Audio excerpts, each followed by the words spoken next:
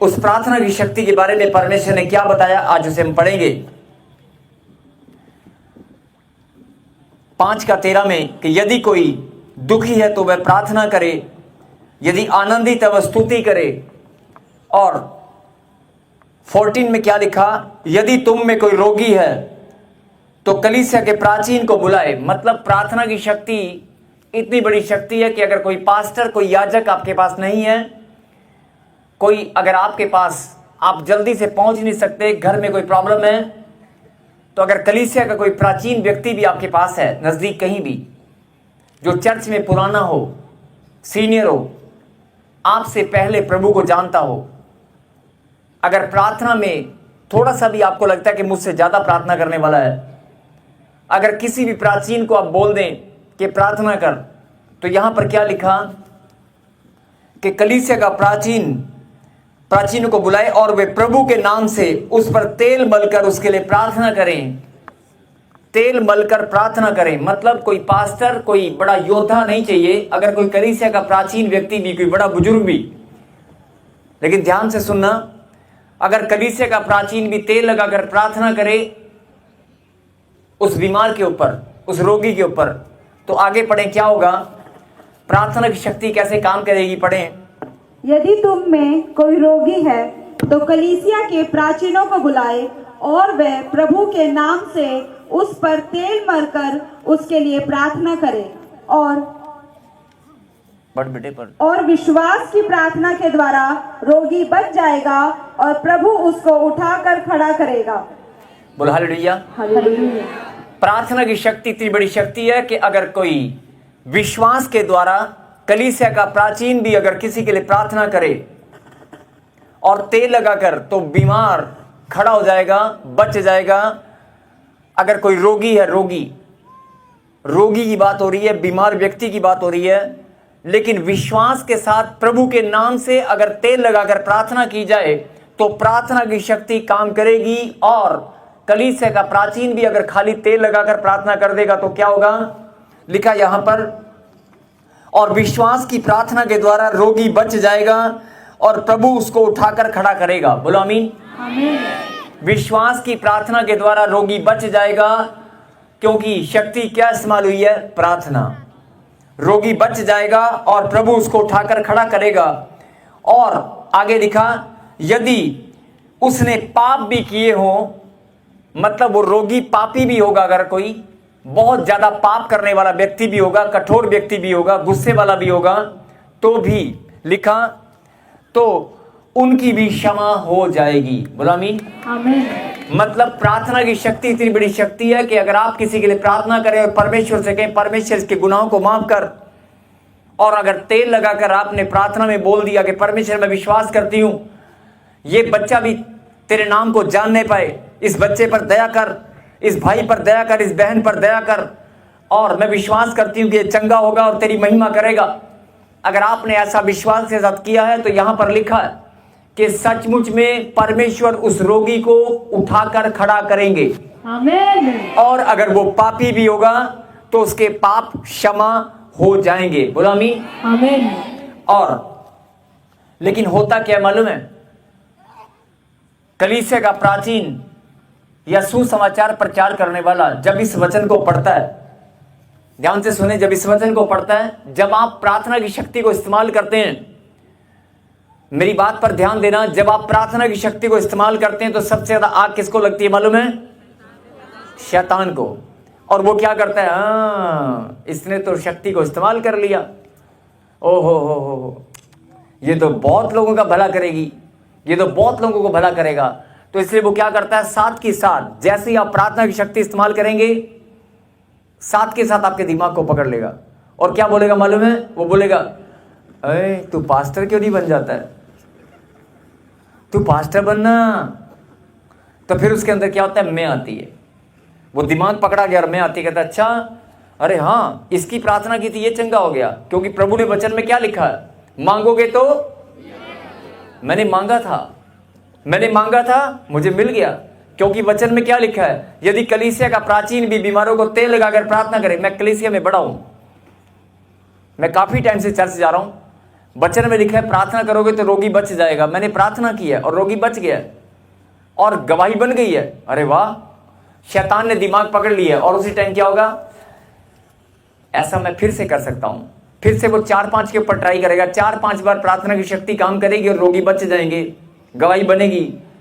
जहां 3-4 गवाही आ गई उसी टाइम दिमाग शैतान पकड़ लेगा और क्या होगा, अरे जब मैं प्रार्थना करता हूं तो लोग चंगे होते हैं, क्या बात है, इसका मतलब परमेश्वर ने मुझे चुन लिया है, इसका मतलब परमेश्वर मुझे पास्टर बनाना चाहते हैं। उसी टाइम दिमाग खराब हो जाएगा। और आधे से ज्यादा लोग ऐसे ही, मैं बदनाम किसी का नाम या किसी का नाम नहीं उछालना चाहता हूं, किसी की निंदा बुराई नहीं करना चाहता हूं, लेकिन ऐसे ही आधे से ज्यादा लोग भरमाए गए हैं और वचन को पढ़ते हैं और बाइबल उठाते हैं और मैदान में कूद जाते हैं कि मैं पास्टर बनूंगा या मैं सेवा करूंगा या मैं सेवकाई के लिए अपने कदमों को निकालूंगा। लेकिन सेवा में आने से पहले आप अपनी बुलाहट को जान लें, पहचान लें, परमेश्वर की इच्छा के बारे में, आपके जीवन में परमेश्वर की इच्छा क्या है, आप अच्छे से परख लें, फिर आप सेवा में आए। कहे हालेलुया। हालेलुया। परमेश्वर ने सेवा करने से मना नहीं किया, लेकिन परमेश्वर तो चाहता है कि आप सेवा करें, लेकिन शैतान आपको भरमाई नहीं। इसलिए जल्दबाजी में कभी भी ऐसे कोई दिमाग में अगर कोई बात आए तो इसलिए पहले प्रार्थना करना या किसी से मिलकर संपर्क करना, गलती से भी ऐसा मत करना। जब तक परमेश्वर आपको ना चुने, आपको चिन्ह ना दिखाई दे, तब तक आप ऐसा मत करें। कहे हालेलुया।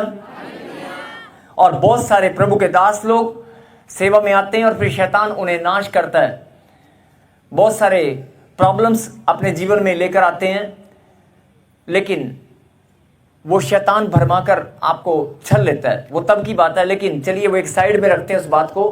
यहां पर बात हो रही है प्रार्थना की शक्ति की।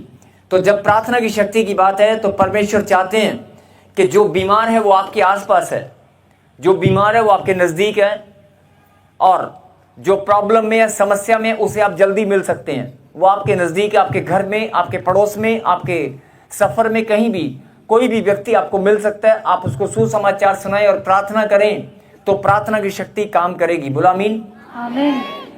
और वो रोगी बच जाएगा, परमेश्वर उसे उठाकर खड़ा करेंगे।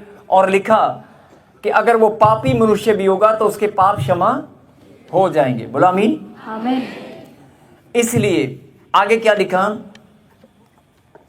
16 में क्या लिखा, इसलिए तुम आपस में एक दूसरे के सामने अपने पापों को मान लो और एक दूसरे के लिए प्रार्थना करो जिससे तुम चंगे हो जाओ। और धर्मी जन की प्रार्थना के प्रभाव से बहुत कुछ हो सकता है। कहीं हालेलुया। हालेलुया। धर्मी जन की प्रार्थना के प्रभाव से बहुत कुछ हो सकता है। बोलो आमीन। आमीन। आपस में एक दूसरे के सामने अपने अपने पापों को मान लें। बोलो आमीन। आपस में एक दूसरे के सामने अपने अपने पापों को, अपनी गलतियों को मान ले। प्रार्थना की शक्ति तब काम करेगी अगर आप इस वचन को भी ध्यान में रखेंगे। बोलो हालेलुया। हालेलुया। प्रार्थना की शक्ति ऐसे काम नहीं करती है जब तक आप खुद समर्पित नहीं होंगे, खुद पवित्र नहीं होंगे और खुद परमेश्वर के वचन को अच्छे से जानकर उसकी आज्ञा पालन में आप नहीं बढ़ेंगे, तब तक प्रार्थना की शक्ति काम नहीं करेगी। लेकिन अगर आप परमेश्वर के प्रति वफादार हैं, उसके वचन पर आप चलने वाले हैं, तो प्रार्थना की शक्ति काम करेगी। बोलो आमीन। आमीन। और परमेश्वर चाहते हैं कि आप एक दूसरे के लिए प्रार्थना करें। बोलो हालेलुया। हालेलुया। जरूरी नहीं है कि आप कोई प्रभु का दास मिलेगा तो ही प्रार्थना होगी। आप डेली रूटीन में भी अपने घर में प्रार्थना कर सकते हैं, संगति कर सकते हैं और एक दूसरे के लिए प्रार्थना कर सकते हैं। लेकिन हाथ रखकर प्रार्थना मत करें, किसी के माथे पर, सिर पर हाथ रखकर प्रार्थना मत करें। कहे हालेलुया। तो आज परमेश्वर ने ये वचन आपके बीच में, आज वचन जो परमेश्वर ने भेजा है, आइए हम इसे ग्रहण करें। सब लोग एक दूसरे का हाथ पकड़ें, सब लोग एक दूसरे का हाथ पकड़ें और मेरे पीछे गए। बातचीत नहीं, सब लोग एक दूसरे का हाथ पकड़ें और मेरे पीछे गए। हे परमेश्वर, जाने अनजाने में जो भी गलती गुनाह मुझसे हुए, जो अपने परिवार में अपने रिश्तों में अपने रिश्तों में मैंने बहुत बातों में बहुत बातों में अपनी गलतियों को नहीं माना, अपनी गलतियों को नहीं माना, मैंने अपने गुनाहों को नहीं माना। अपने गुनाहों को नहीं माना। आज मैं आज मैं छोटी बड़ी छोटी बड़ी जाने अनजाने में जाने अनजाने जो भी गलती मैंने की है जो भी गलती मैंने की है मैं उन्हें मान लेता हूँ मैं उन्हें मान लेता हूँ और प्रार्थना में और प्रार्थना में आपसे मांगता हूँ आपसे मांगता हूँ कि आप मुझे माफ करें। कि आप मुझे माफ करें। कहें आमीन। आमीन। जब आप ये बात क्यों कही गई, क्योंकि बहुत बातों में आप पति पत्नी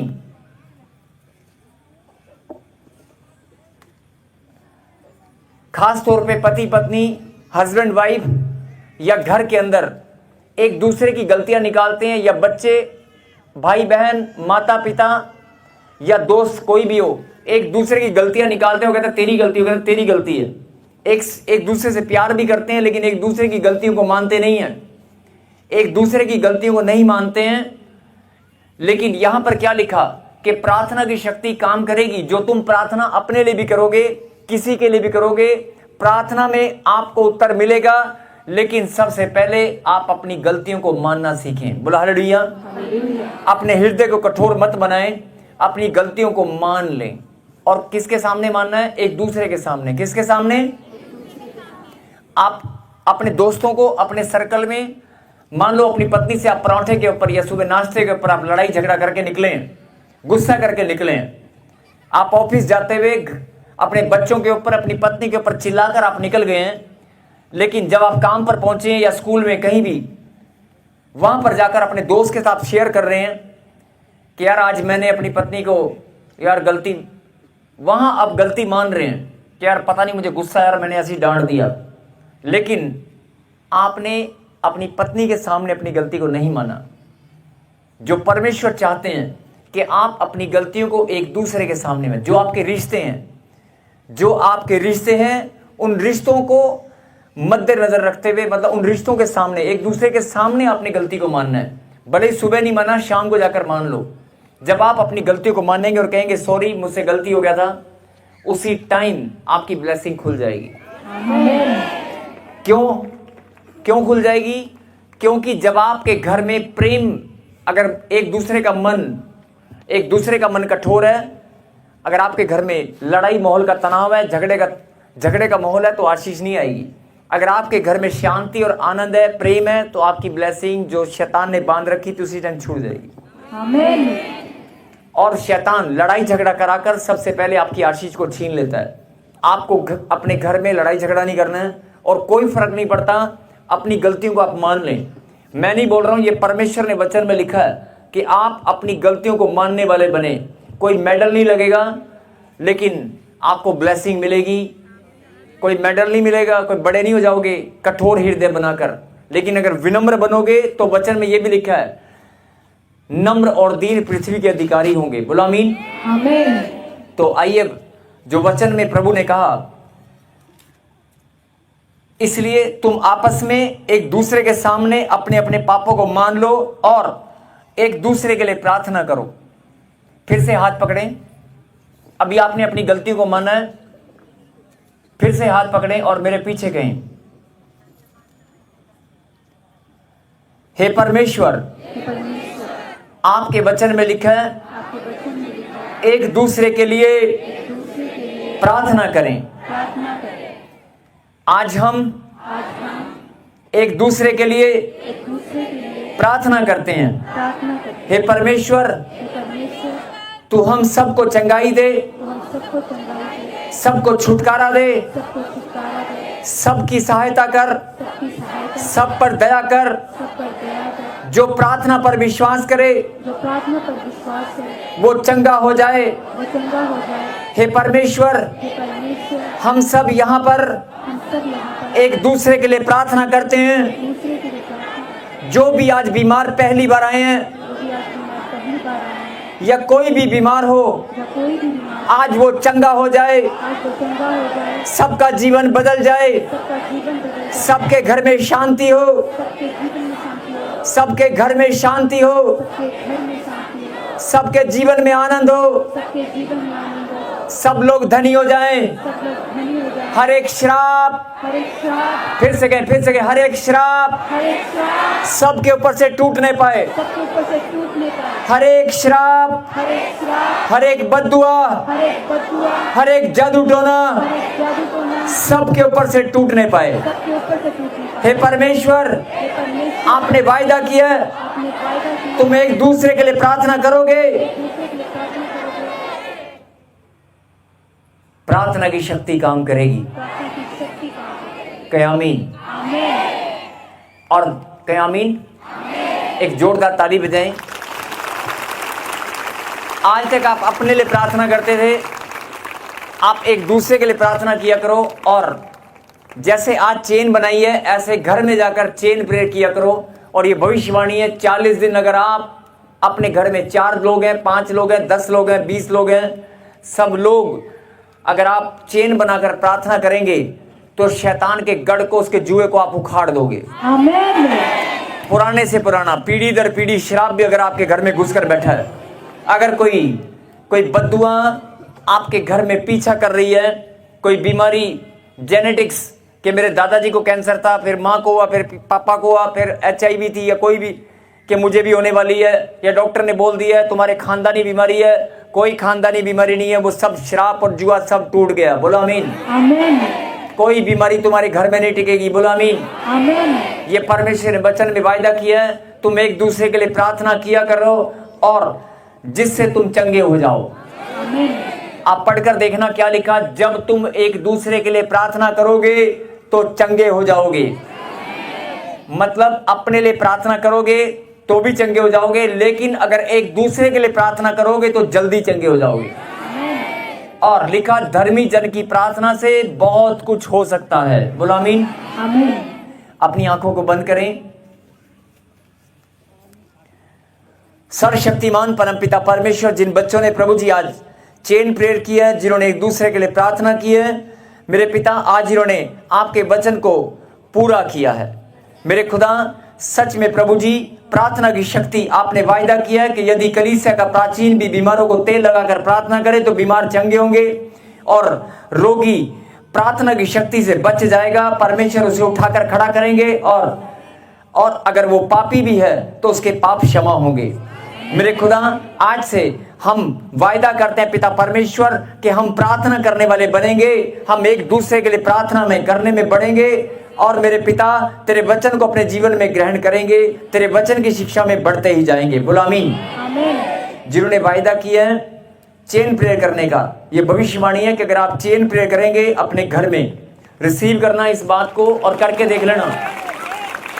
आप प्रार्थना जरूर करते हैं, बाइबल पढ़ते हैं अकेले अकेले, पत्नी छत पर जाकर पढ़ रही है, पति किचन में जाकर पढ़ रहा है। नहीं, और नहीं, मैंने उल्टा बोल दिया। नहीं, पत्नी किचन में पढ़ रही है, पति छत पे जाके पढ़ रहा है, बच्चे पढ़ते ही नहीं है।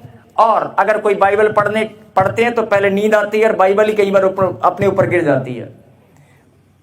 प्रार्थना का हाल तो ये, अकेले अकेले जब आप प्रार्थना करते हैं तो शैतान ढेर कर देता, चल तू इस कोने में सो जा, चल तू इधर लेट जा, चल तू यहीं पर सो जा, है ना। जब आप प्रार्थना करते हैं, बाइबल उठाते हैं, सबसे पहले आपको नींद आती है। बहुत सारे लोगों का ये हाल है, 2 लाइनें आप मुंह से निकालते हैं, हालेलुया प्रभु, बस साथ ही नींद आ जाती है। बहुत सारे लोगों का ऐसा हाल है। जब आप अकेले के लिए प्रार्थना करेंगे, अपना अकेले के लिए टाइम अलग अलग होगा, एक सुबह कर रहा है, 1 घंटे बाद कर रहा है, 2 घंटे बाद कर रहा है, तो शैतान अकेले अकेले को गिराएगा। अगर आप चेन प्रेयर करोगे, यहाँ पर लिखा एक दूसरे के साथ, एक दूसरे के लिए प्रार्थना करोगे, मिलकर प्रार्थना करोगे, तो परमेश्वर ने कहा धर्मी जन की प्रार्थना से बहुत कुछ, उसके प्रभाव से बहुत कुछ हो सकता है। सबको जय मसीह की। मैं जतिन बब्बर और आप देख रहे हैं मसीह परिवार चैनल। जैसे कि आप सब जानते हैं कि मैं इस चैनल पे प्रभु के अलग अलग दासों की वीडियोस डालता हूं, तो अगर आपको हमारा चैनल अच्छा लगता है तो आप इस चैनल को ज़्यादा से ज़्यादा सब्सक्राइब जरूर करें, ताकि आप प्रभु के वचन को सुन सके। वीडियोस को ज़्यादा से ज़्यादा शेयर करें ताकि जिन लोगों तक वचन नहीं पहुंचा उन तक भी वचन पहुंच सके। सबको जय मसीह की। एक बार मैं आपसे दोबारा कहूँगा कि इस चैनल को सब्सक्राइब जरूर करें और वीडियोस को ज़्यादा से ज़्यादा शेयर करें। जय मसीह की।